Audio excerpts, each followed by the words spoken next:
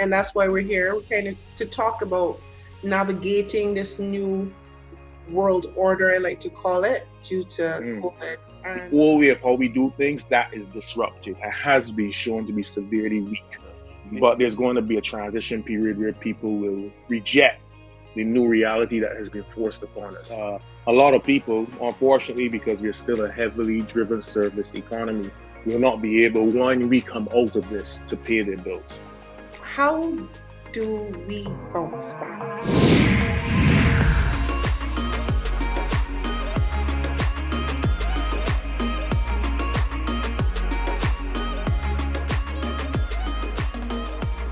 All right, Jeremy Stevens, what's up? Hey, I'm good. How about yourself? I'm not too bad among all the chaos and stuff like that that's happening in the world. Um, and that's why we're here. We're kind of to talk about navigating this new world order, I like to call it, due to Mm, COVID. And I wanted to talk to you because I wanted to learn more about how you feel uh, about the way the world is going, and even specifically Barbados with okay. the economy, and also not just the economy, but as a just as a human being. A lot of the things when you look at what's happening, I know for you, you will analyze it in a particular way, because of your background. So I want to get parts of your background, but also kind of bring it down to that human element. Find out what's going through Jeremy's head right now. How is it affecting you? So, Well, I normally tell people that the human element is just a sum of different expressions, meaning even if I express myself a particular way, it doesn't mean that it doesn't affect me emotionally, or it doesn't come from an emotional place or, a rational place. So, what's going on economically? I mean, I saw it coming quite a long time, a long way away, given how rapidly it was spreading, given how the Chinese government wasn't able to contain it, like how SARS was contained in Asia, given the different levels of approaches across the Eastern world and Western world. I figured it was going to spread. What I never anticipated was that governments would be so slow in certain parts of the world to just do what needs to be done. China and Singapore were best practices, and different countries have different levels of resources. So China definitely could commit a lot of government resources towards containment in Wuhan and different places in China. Singapore, on the other hand, is a small nation like ours, but definitely has 5 million people and a lot more money. And they were able to do what we haven't done as Barbados, but we continue to say we want it to be as close as possible to them. And the main thing they did that was different, because they didn't shut down schools, and that was part of the argument the government was trying to make. It's not necessary to disrupt so many things. And but Singapore was able very early on, from learning from the bird flu breakouts and SARS and whatnot, because every year something seemingly happens in Asia. They were able to then, I guess, give tests or test almost every citizen, number one. And their contact tracing was helped primarily by the fact that they have a lot of security cameras all over the place in Singapore. I've been there twice, I've seen it for myself, it's scary. And they were able to follow people and contact relevant people without having to guess or provide too much guesswork. So, then you have Italy as a bad case, initial case, definitely in terms of their level of response. And it is a story that most economies that have really treaded lately in terms of dealing with this issue must use as a case to avoid. And pretty much it's too late in the Western world for those countries that decided to move with kid gloves. The disease does have a very high infection rate. Luckily or unluckily, it only has a 3% mortality rate, but that is pretty high. Not as high as the flu, but nonetheless pretty high. And it's the people that it's targeting that's worrisome because of the non-communicable high precedence of non-communicable diseases in the Western Hemisphere. That even if we decided to infect everybody, a large population, a large part of our population to be sick, and our economy still would have been negatively affected. And it's probably better to shut down in the short run. And if you don't have the resources to test everyone, because if you're able to test everyone, you're better able to contain the persons who are infectious. Right. And luckily, as small open economies, as small nations, we don't have this. Now, from the human side, if I can answer it differently, I am in full support of a shutdown, considering we don't have the resources to test all 300,000 of us on island. Yeah. I was one of the persons who said that closing the ports entirely, I wanted it closed to traffic, yes.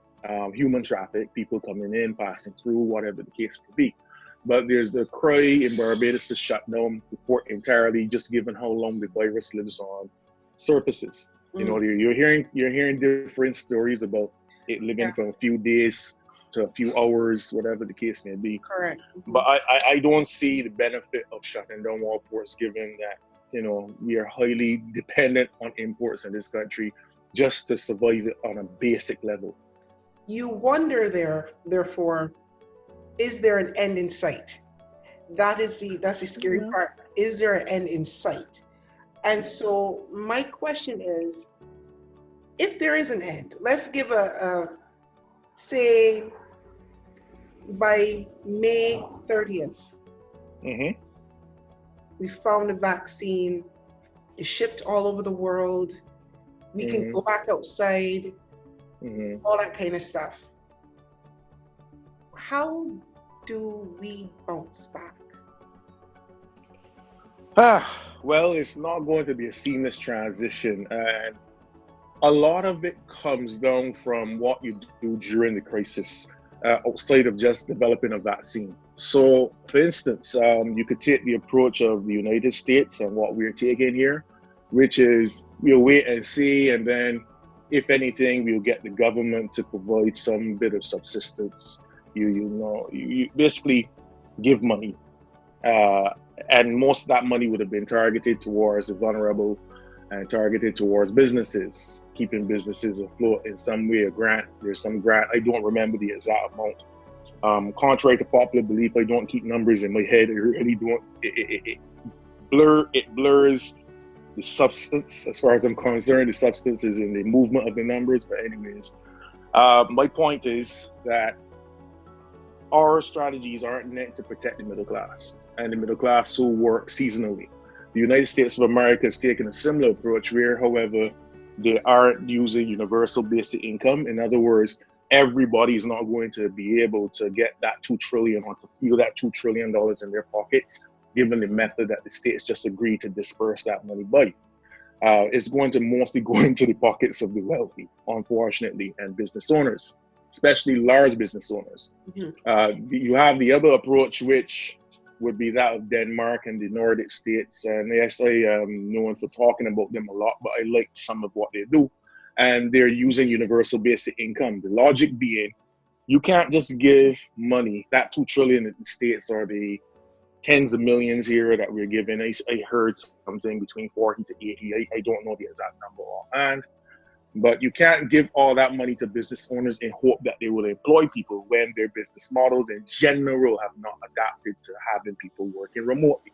You can't run a hotel remotely given the business models that we have here. Although in China, there are cases where they have remotely managed hotels. That hasn't come here yet. So the logic that's coming out of Denmark and those places, as we see it, is that, and albeit, yes, those places tax you to the hilt, so they could afford it to a sense, but they're providing universal basic income for 2 months. So they're basically paid up to 90% of everybody's salaries in Denmark for just 2 months or so.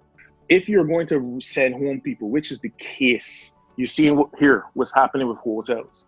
It's going to take a while to rehire people, retrain people and all that. If it is that the private sector is being told by, say, the Danish government, we can replace 90%, 80 to 90% of salaries, keep the people employed. It means then you can continue training, even if it's remotely. It means then that people can continue to provide for themselves for the most basic of needs. It means then that you wouldn't have a disruption in the job market because people may move to new jobs and not trust the old employer who just let them go in their time of need.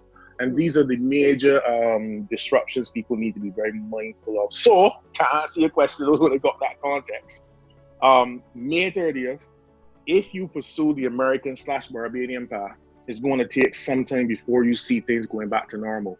I expect 6 months. If we have May 30th as a point zero or ground zero, point zero, we're starting fresh from today. We've got the vaccines. It's about 6 months of transitions. It's going to take a while. I am one, and this may be the first negative thing that I will say here, who doesn't believe that the fiscal stimulus package, the government stimulus package, will work in the way they intended. Simply due to, I don't think government would be able to adjust the wheels of government to dispersing this money when people need this money, or to deal with the frustrations that people will have in terms of the slow disbursement of this money. I really don't believe it's possible. I believe the money will be dispersed. It's just a question of when, and will it satisfy persons as needed? Because, for instance, there may be a circumstance here or there where there are employers who will find ways and means not to pay anybody. And it's happening already. I'm not going to say whom. This is not the forum for it. But there are employers out there that are finding ways and means not to pay people during this time. And it's unfortunate. And our government doesn't have the means to replace wages lost, just like Denmark. So coming out of this, you've cut people off of contract, which has been done in the tourism sector. So nobody's being, for large hotels, some large hotels in this country, not being employed. What happens with them, or the barber, for instance, who might not see everybody rush back in to get their haircut because people may not believe that all the COVID cases are gone. What happens when they can't pay their bills once we come out of this grace period? What's going to happen with them? Are you willing to extend that? Do you have as a bank the capacity to extend it, given the big hit that the banks are about to take right now because they're doing a lot of debt forgiveness in a sense? Right. So it's going to be a really crazy transition period. I'm not worried too much from the economics point of view of what happens now. I honestly believe this is a nice time to reset. But there's going to be this 6 month period, I believe, where there's going to be a lot of these stops and starts, jitters and whatnot. And a lot of it will come from the fact that, during this time, people either weren't being paid, or the financiers, the larger banks amongst us, would have given up a lot. In the OECS, for instance, the Eastern Caribbean, the Bankers Association there agreed that they will let government extend loans. In other words, the government doesn't have to pay back. They can roll over loans and also issue new debt. That comes at a cost. A fiscal stimulus, where government gives money to people, comes at a cost to people long term in the form of taxes.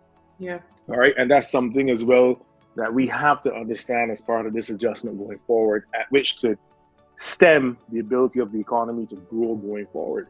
Well, it's been said, I think this is BBC, that when you look at the numbers, the GDP will drop for 2020 by 1% or more for a lot of regions in the world.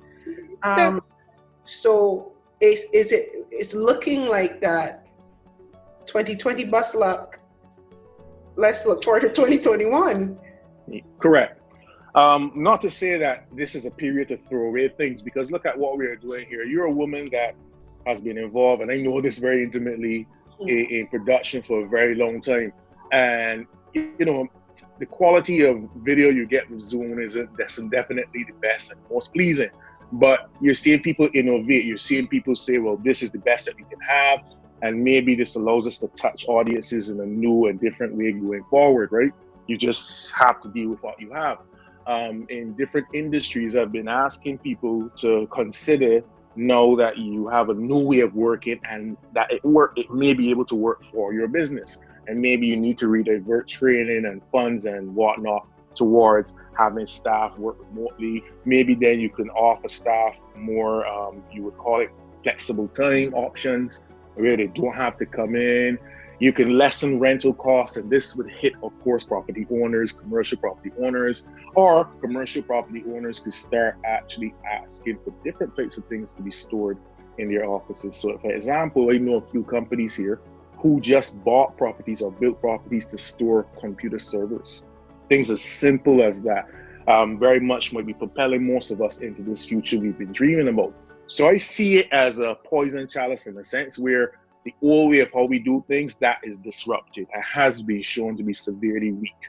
There may be cause now during that 6-month transition to say that we could embrace a new way of doing things that may be more environmentally sensitive and friendly, may be more sensitive and enabling of basic human development. People could get to spend more time with their loved ones. I'm hearing a lot of New Yorkers talking about that now, that it's forced them to adopt a way of life that's making them a little more rounded. They never really got to fully appreciate family, know that they've been shut down or locked down.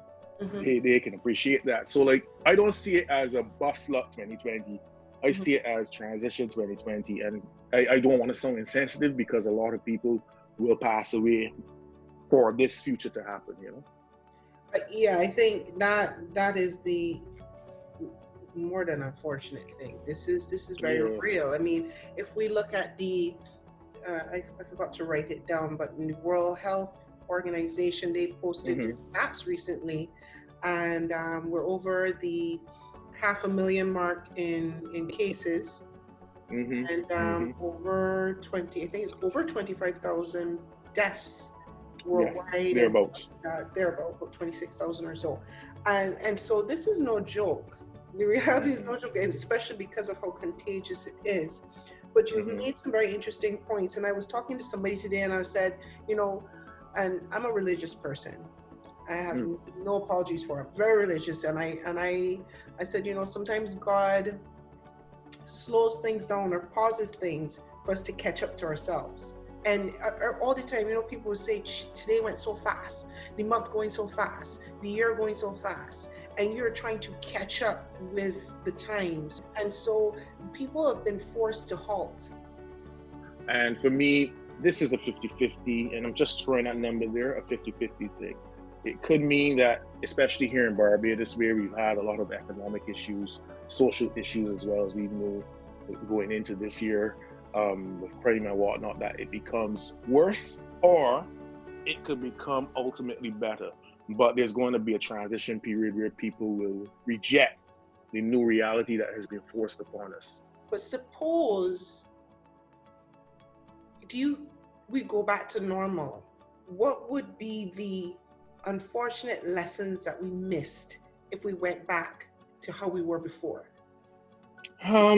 Well, basically a reduction in the cost of doing business in a very expensive jurisdiction like Barbados.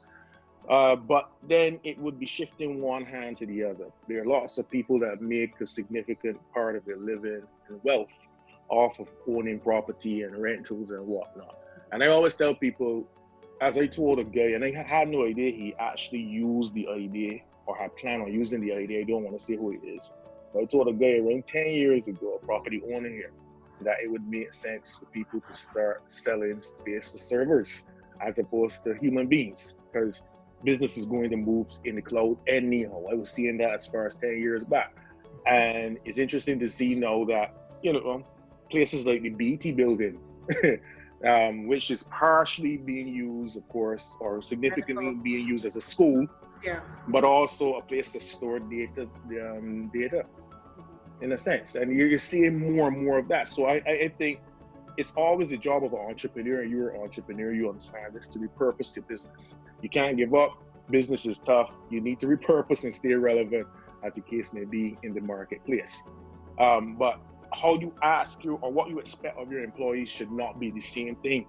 The employees are not the persons taking the risk. You're the one that has to make sure the employees are prepared to do this. So if the environment changes, most business owners, I'm not going to feel sympathy for. Your role is to go out there and create. And it might sound bad, but this is the reality of hard and fast business. Else, Barbados will be left behind. You're going to find more American companies embracing, for instance, remote working. You're going to find probably more companies thinking of a global presence, having, shifting their call centers away from some office to separate places. I could do my manufacturing there. I'm a small t-shirt factory or a small t-shirt brand in Barbados, and I can do my logistics here, but I can do my manufacturing over there, and I can do my accounting in the Philippines. You're going to see more of that. And you have to compete against these people. So you have to adapt. If not, you'll be left in the dust and you will close accordingly.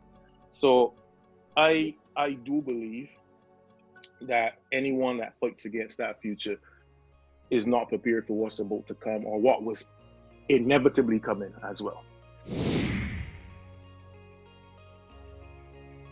Businesses that will thrive, businesses that will hurt. I worry for incessantly are my 260-plus-year-old parents. But yet their jobs are essential, so they have to brave it out. We live in a digital era, but this is like digital 2.0 now. Agreed. Yeah.